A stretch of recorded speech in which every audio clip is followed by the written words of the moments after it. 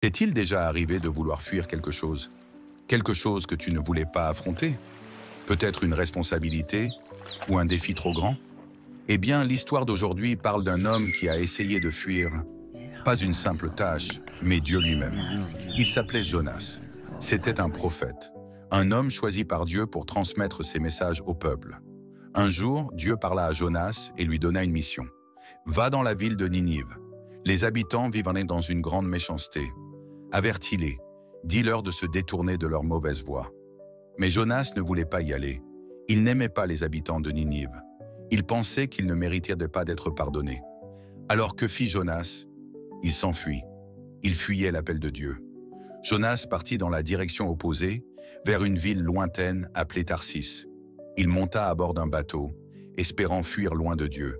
Mais en pleine mer, une puissante tempête éclata. Le vent hurlait. Les vagues frappaient violemment.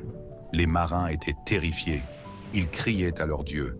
Ils jetaient la cargaison à la mer pour alléger le navire. Et où était Jonas? En train de dormir, au fond du navire. Le capitaine le secoua pour le réveiller. « Lève-toi, prie ton Dieu, peut-être qu'il nous sauvera. » L'équipage tira au sort pour savoir qui était responsable.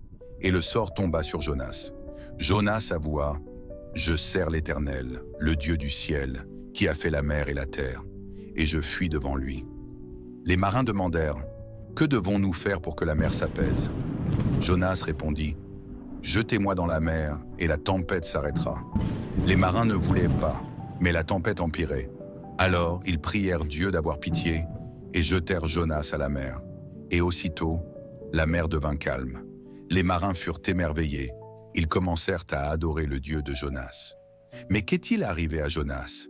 Dieu ne l'a pas laissé se noyer. À la place, il envoya un énorme poisson pour l'avaler. Jonas passa 3 jours et 3 nuits dans le ventre du poisson. Dans cet endroit sombre et isolé, Jonas pria. Il dit: « Seigneur, j'ai eu tort de fuir devant toi. Tu m'as sauvé, je ferai ce que tu demandes. » Et Dieu l'entendit. Le poisson recracha Jonas sur la terre ferme. Cette fois, Jonas obéit. Il alla à Ninive et transmit le message de Dieu. Et les gens écoutèrent. Ils se détournèrent de leurs mauvaises actions et Dieu les pardonna. Jonas apprit une leçon précieuse. On ne peut pas fuir Dieu. Même quand nous faisons des erreurs, Dieu nous donne une nouvelle chance. Quand nous lui obéissons, nous trouvons la paix, un but et l'espérance. Alors, la prochaine fois que tu voudras fuir, souviens-toi de Jonas et souviens-toi, l'obéissance apporte la paix.